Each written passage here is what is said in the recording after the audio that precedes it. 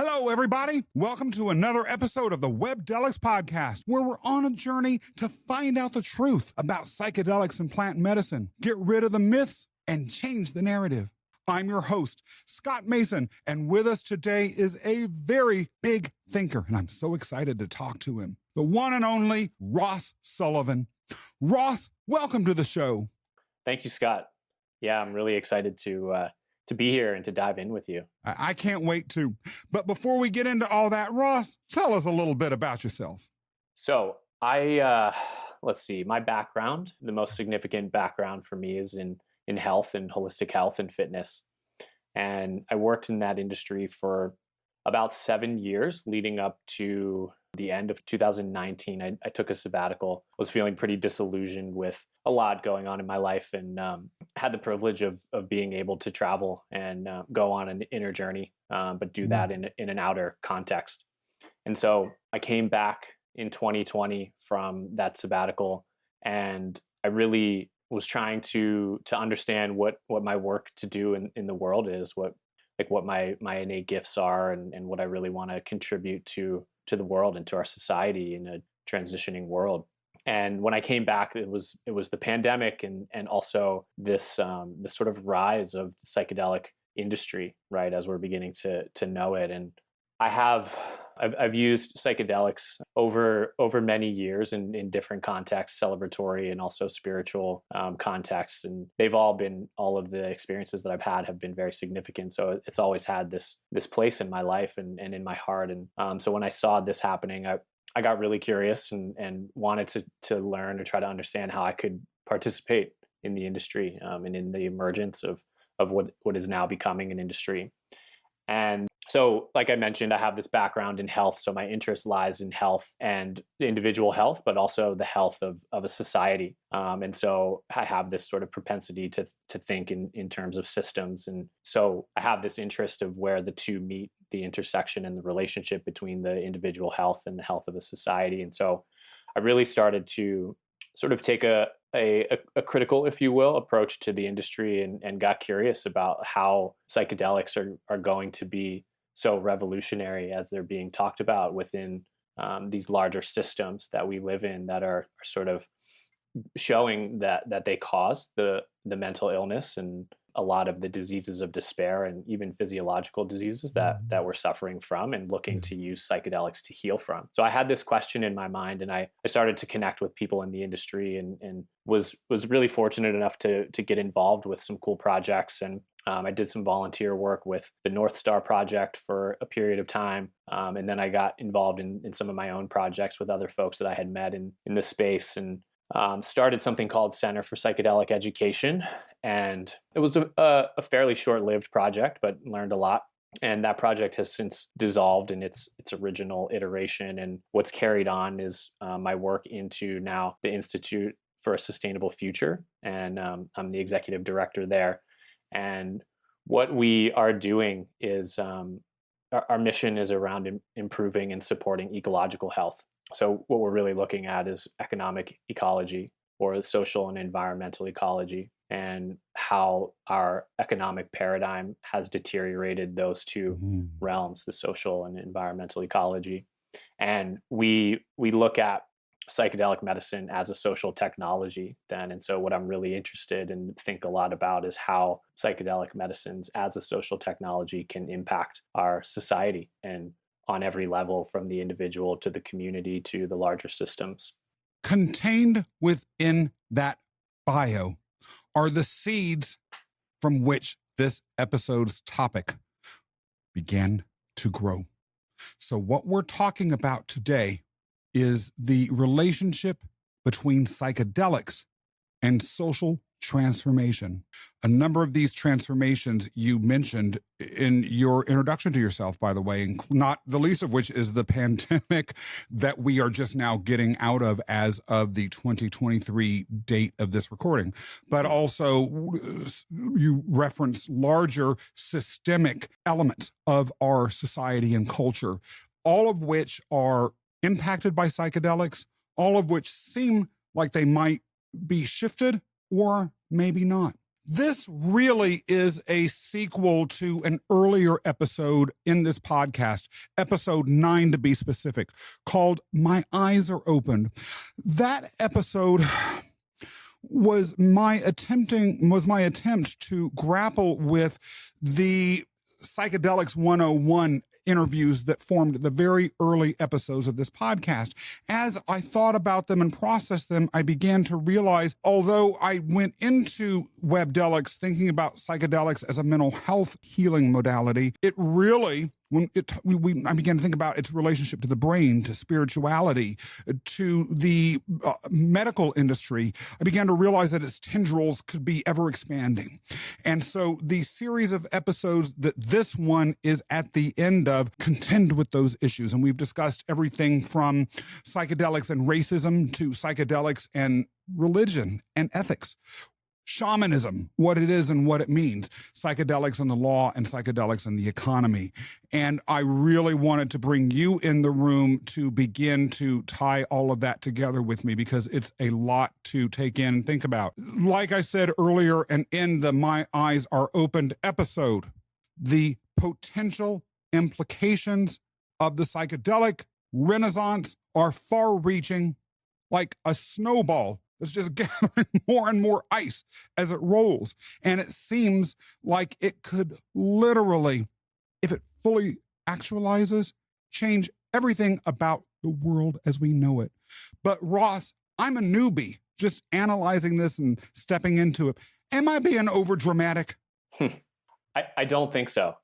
Yeah, I think that it's still to be seen whether that happens and whether it unfolds in that way. But I think that there's the potential. There's a lot of opportunity for psychedelics coming into our sort of mainstream awareness to be able to impact the social systems in a way that really, like I would say, reorients us towards life, where I think we have, just to kind of jump right in. I think it's fairly obvious, at least to me, that our social systems are not oriented towards life, and that in order for us to continue on in many ways, we need to reorient in that way. And I think one of the things that really stood out to me about the episode My Eyes Are Opened that you were speaking about, and that this is a bit of a sequel to, was this you were picking up on this sense of like connection and how psychedelic medicines foster connection or maybe repair disconnection. Yeah. And I think that that's a really important like piece to carry through from that episode into this episode, because it's really at the root of like what I think about, and I think where we might go in this conversation. And like psychedelics are inherently relational medicines. They reconnect us to ourselves, to each other, to our environments, those multiple levels there. And I think that a lot of what we are facing as a society, and also as individuals, right? As individuals in our communities, environmentally, has to do with our disconnection. This sort of like maybe story of disconnection that we've been living within for centuries, if you will. And it's this disconnection from our bodies and from our hearts, and like that goes back to the Enlightenment era, which I think in many ways we're still sort of living through and transitioning out of. And, we're so in our minds and reason and rationality and thinking and intellectual and philosophical. And then we're disconnected too from our families and from our communities, like the sort of proliferation of single family homes and the way that we orient our families. We no longer come together like we once did. In communities, and historically things like forced migration, also voluntary migration, folks moving for jobs and climate and different things like that. We live in a transactional economy which disconnects us from each other, and then the disconnection from our environments. Like we've sort of been given this story of domination over nature and the separateness. And so like truly these medicines reconnect us, and so allow us to repair that. And I would say that like the mental and even physiological illnesses that you were discovering in the early episodes that these medicines treat are really functions of that disconnection, right? And so as we're treating those, we're reconnecting, and it gives us, I think, an opportunity to, I'll even go as far as saying, evolve as a species, and orient ourselves in a new way that allows us to like actually survive and flourish. You said right up front when you gave that really thought-provoking response that more or less, and I'm not going to phrase it exactly the same way you did, but this was the gist of it, that the culture that we're living in now is not one that promotes life. And thinking about what you meant by that, well, it's true. Let's just talk about the state of the world's environment. If it becomes too hot to live in the world, and if there are too many disasters and civilization can't function as we knew it, then yes, the cultural, social, political, economic structures that we put in place really were pro-death. But then you think about things like the suicide rate, the deaths by despair, or just wars that happen. Wars only happen if people feel disconnected from those that they're fighting. You don't have wars with those that you are embracing and hugging every day.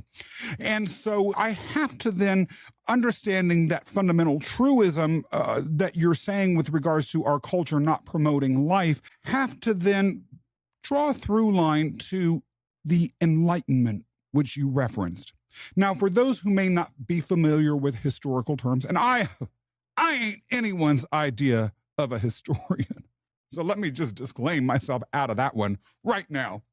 But the Enlightenment really represents the ascendancy in what we now call the Western world, which in this element has gone around the world, separating the intellect, as you mentioned earlier, from other realms and focusing on things like reason, the scientific method, objective information and collection of data as ways to guide ourselves going forward as a society.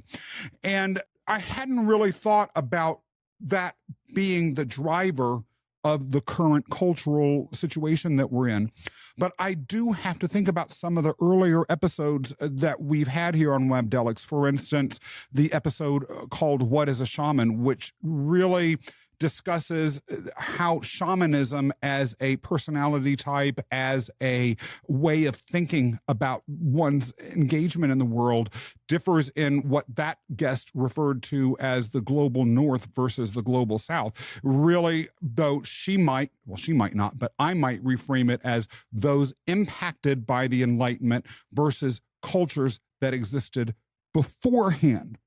If that's the truth, what psychedelics could be representing if they are the doorways that allow us to step into a more connected mode, in a way, ways for us to socially regress.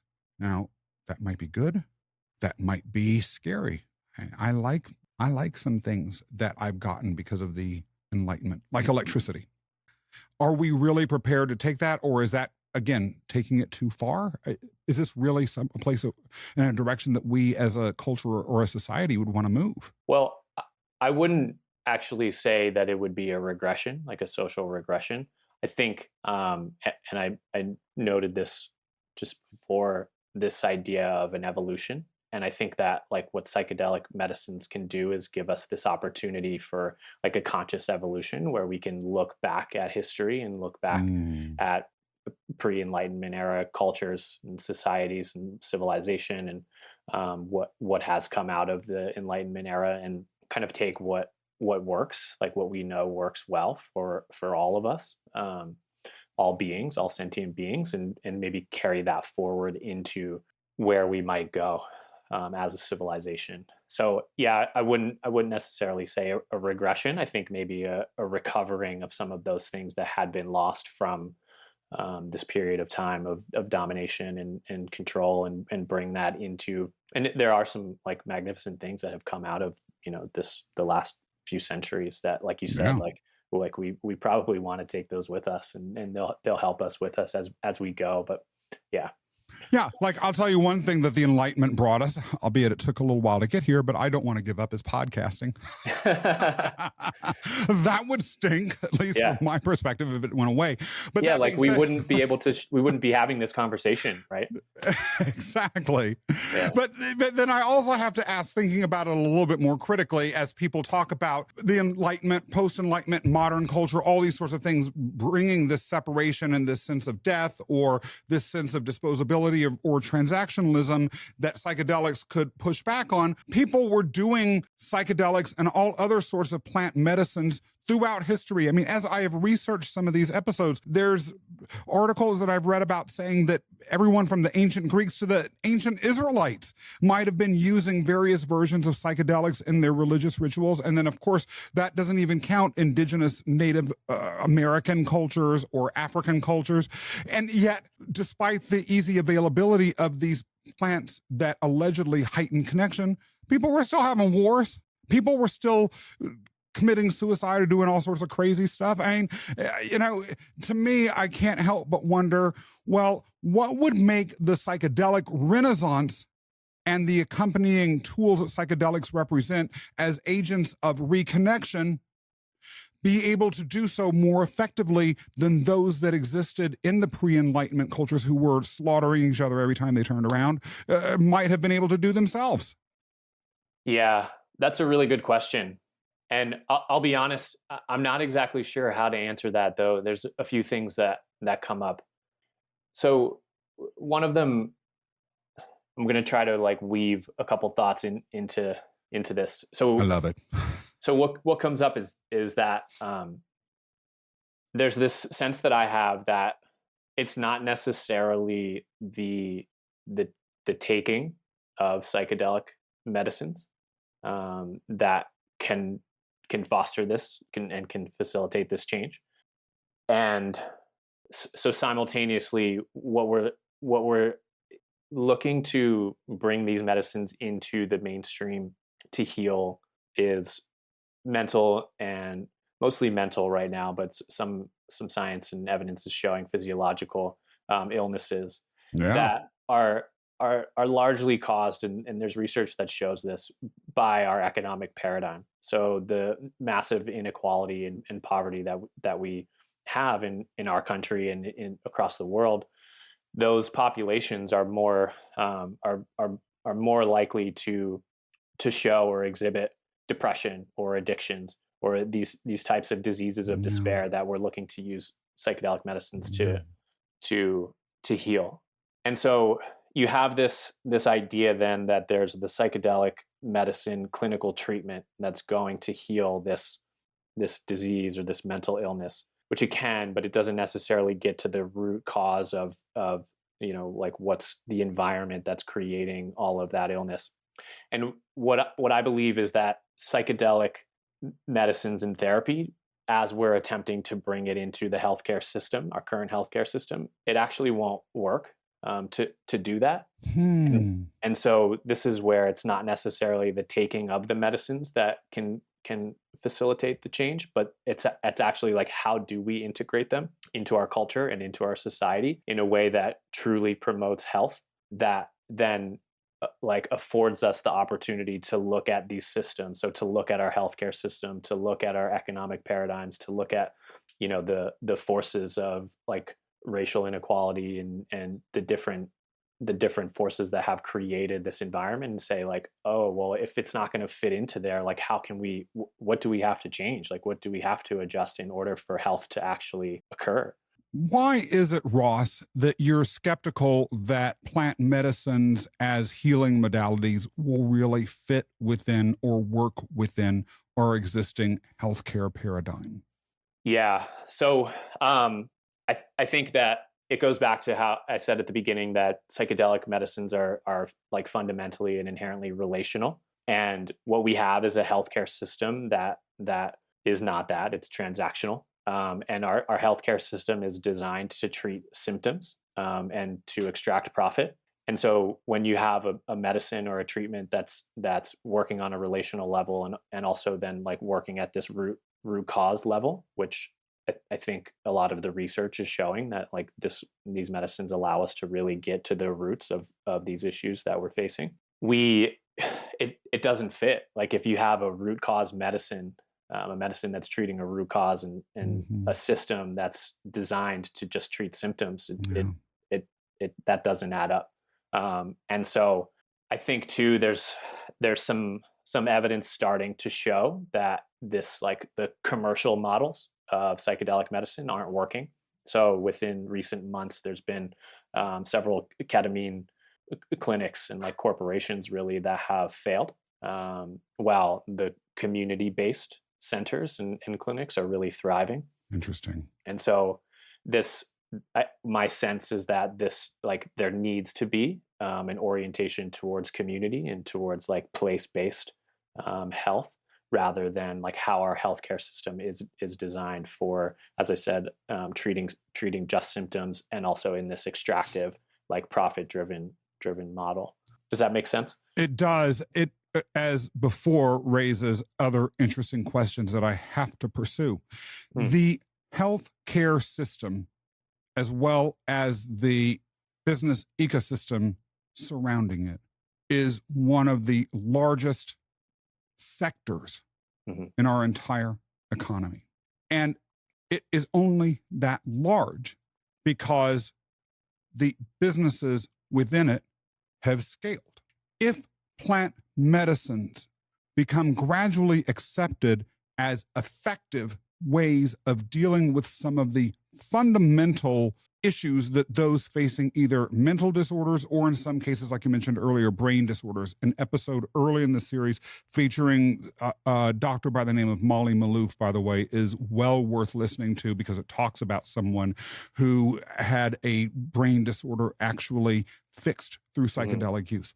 But be that as it may, if it has become generally recognized that it's a solution that works, and as you suggested a minute ago, works best within a highly localized economy, not only are the underpinnings of the scaled mental health medical economy that we have potentially being sliced right from underneath them, but then it also could potentially lead to a situation in which folks in other areas of the medical and then later other scaled economic systems begin to question the viability of this large global model that we have. And so what you're talking about there is, to say the least, a potentially dramatic shift in how we think about economics, but also opening the door for a very strong counter reaction by interests who may not want to have their entire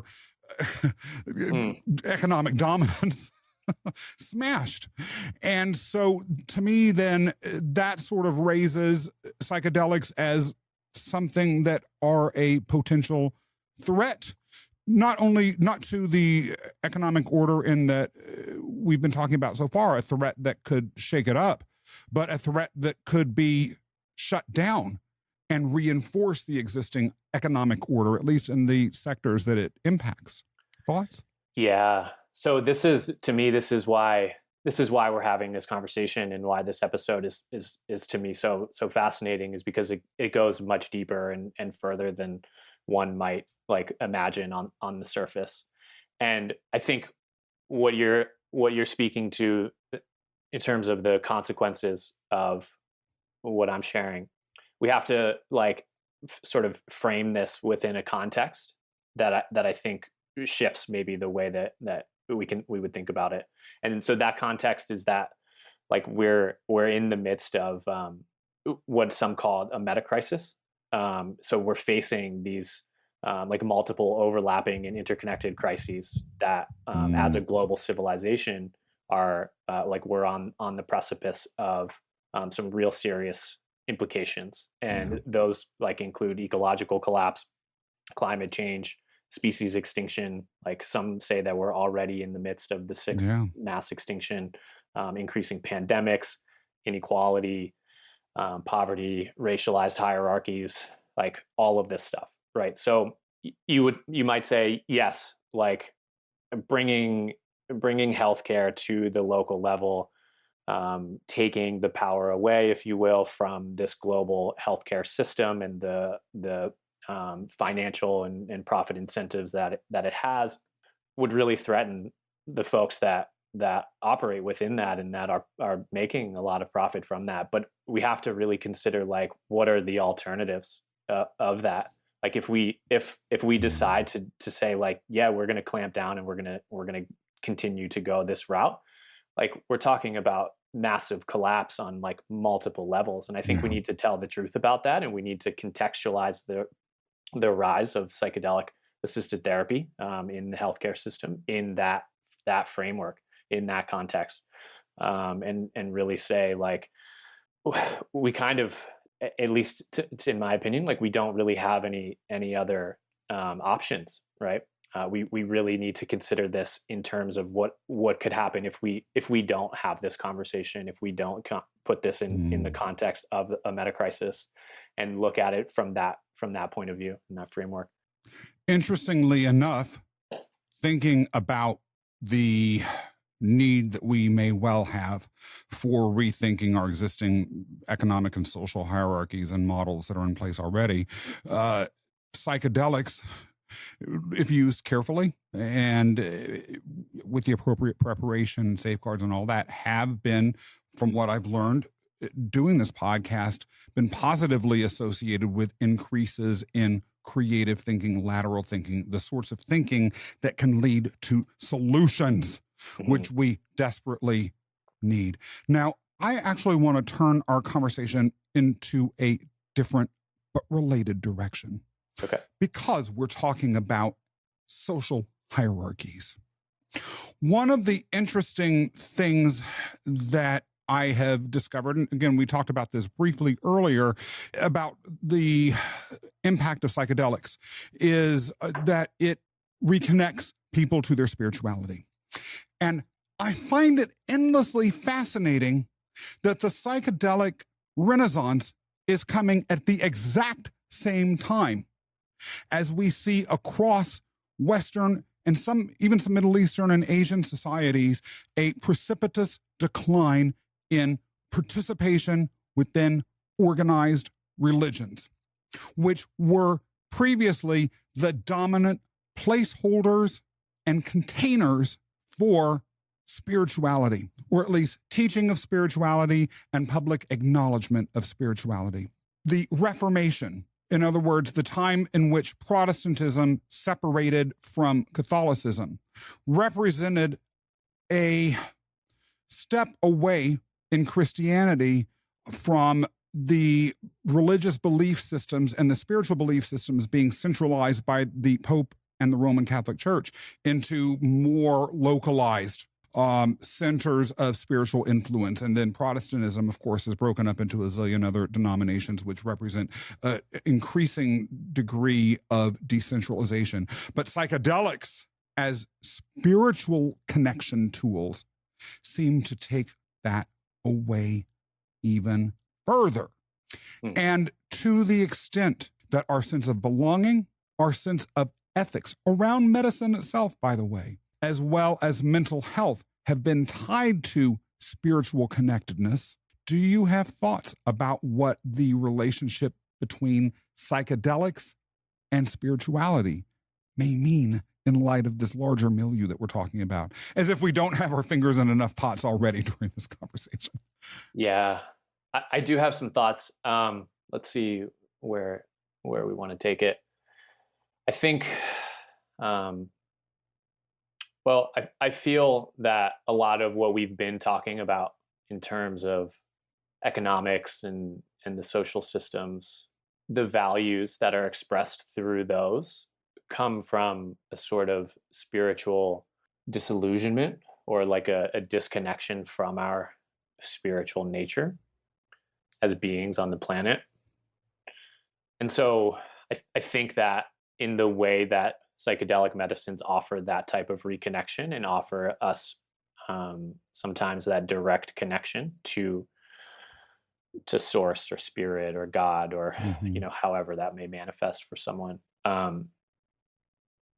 Yeah, that that sort of healing that can take place with that reconnection can allow us um, to like embody a new set of values that we then inherently want to express in the way that we like do business and relate to each other on social levels and operate economies and those types of things. So I think that it's like, yeah, it's deeply interwoven in all of that.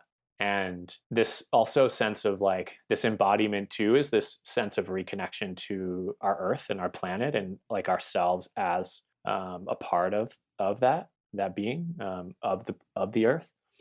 And so yeah, I have this sense that like these like thousands of years of the religious institutions that have sort of ruled our society and civilization have largely taken us like almost further away in many cases, not all the time, but in many cases from that spirituality and from that sense of embodiment in our connection. And so the fostering of the reconnection. And it's interesting too that I think there can be some sort of like revival that can happen within those institutions. Like I know for myself, I can speak to, I was raised Jewish and for many years felt very disconnected from that upbringing and from that religious institution.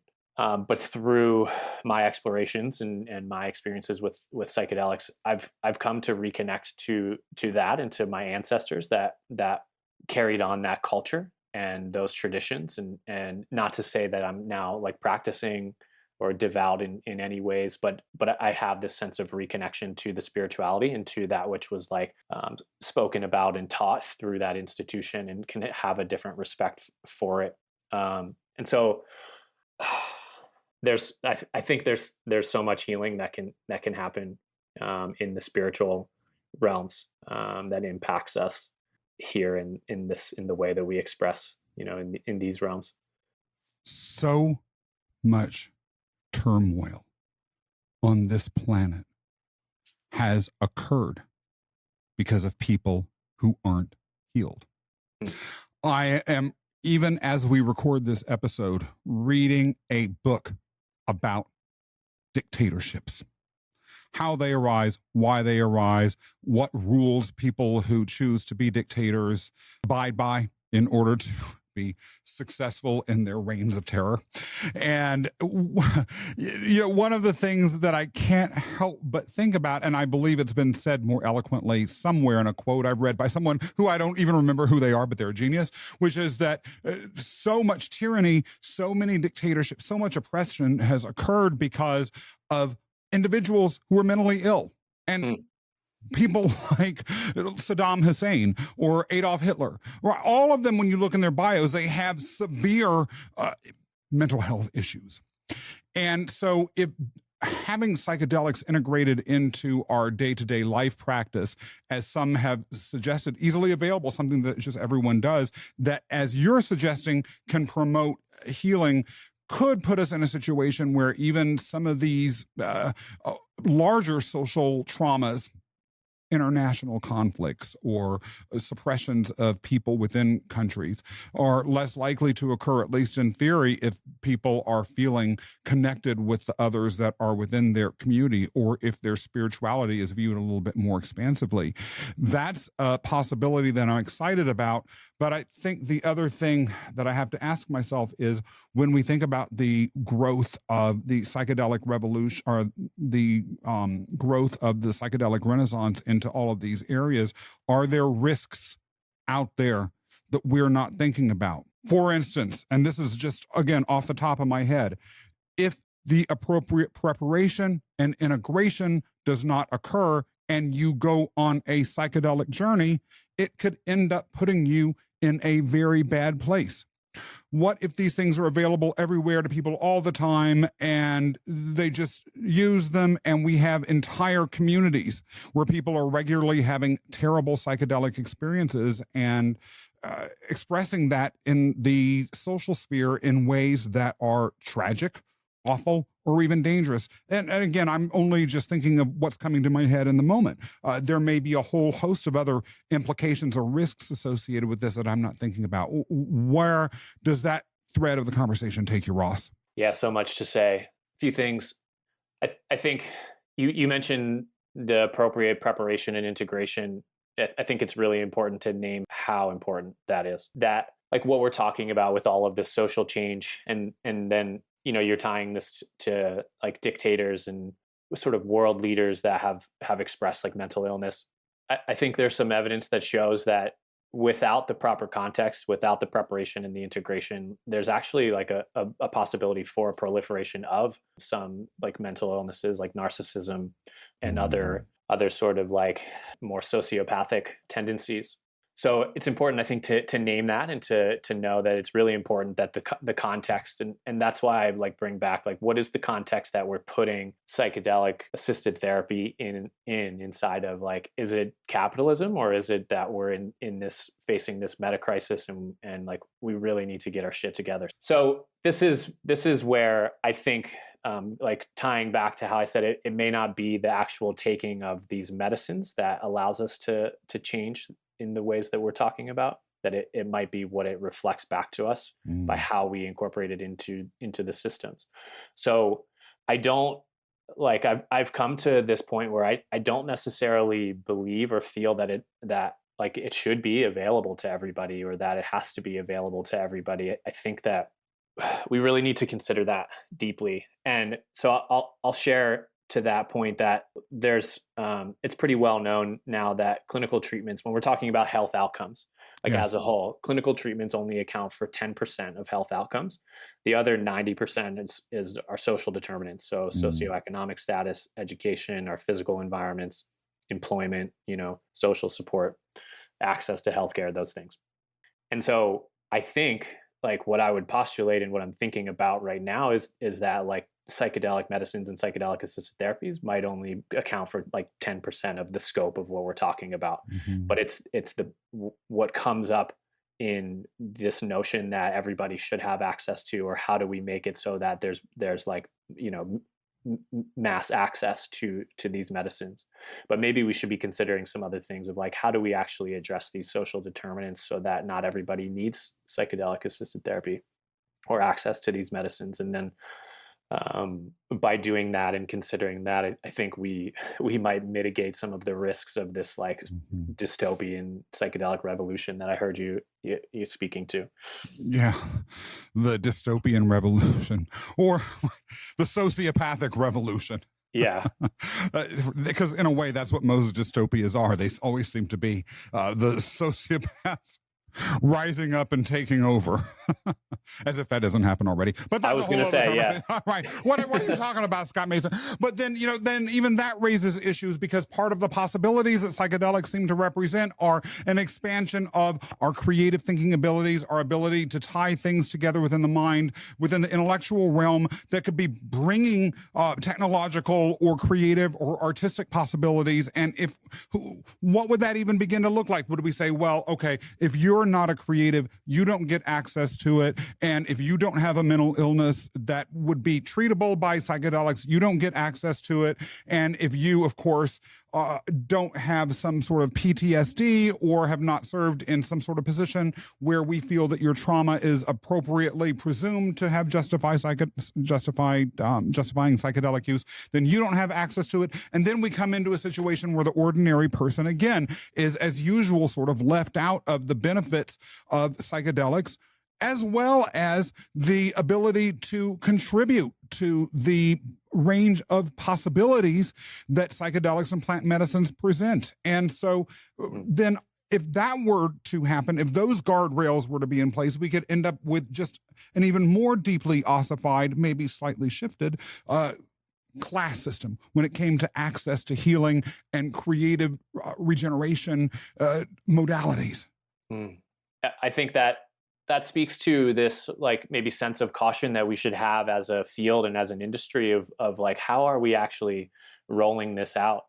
How are we changing policies? How are we changing the laws? How are we implementing this in a healthcare system, and why? Like really taking our time with that, and not just rushing to mass access or rushing to like limit access. Like, let's really consider creative ways to do this, and consider the possibility that like there's an extent to which like what is enough and then how can we reflect on the other aspects of mental health and physical health that really need to be addressed also, in order for folks to flourish.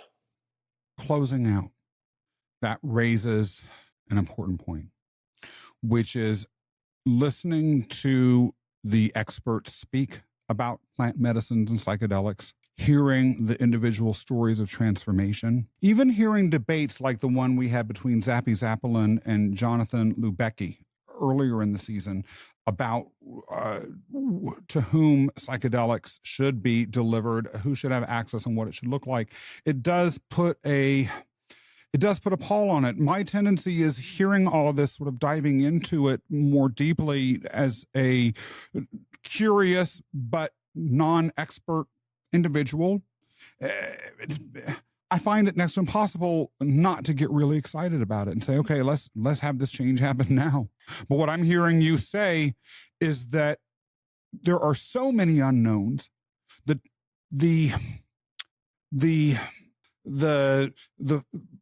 webs that it can reach into are so vast and so complex and so nuanced and have so many variables attached to them that we may not know, irrespective of what good may come out of it, how this could play out in ways that are oppressive and contrary to the very spirit of the psychedelic renaissance, which, as I've come to understand it, is profoundly about connection.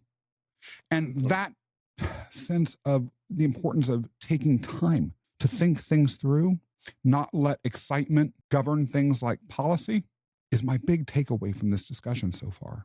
If you had one takeaway that you'd like to share, Ross, what would that be? Well, what's occurring to me here as we are closing this out is that in that taking of our time, I think is this intentionality and this like conscious approach to it.